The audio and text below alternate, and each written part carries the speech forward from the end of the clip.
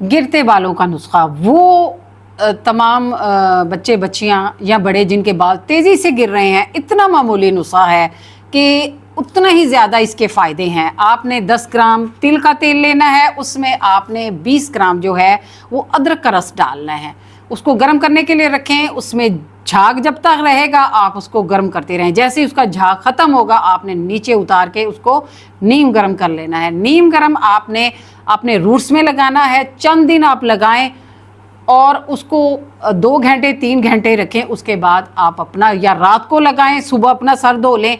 जितनी देर वो सर में लगा रहेगा इंशाल्लाह आपके गिरते बाल फ़ौरन रुक जाएंगे और आइंदा आपके बाल नहीं गिरेंगे और जो गिर चुके हैं वहाँ नए बाल आने शुरू हो जाएंगे। मेरे इस नुस्खे को मामूली ना समझें, ये बहुत मुजर्रब आज़मूदा नुस्खा है। इसे इस्तेमाल करें ताकि आप गंजपन से महफूज रहें। शुक्रिया।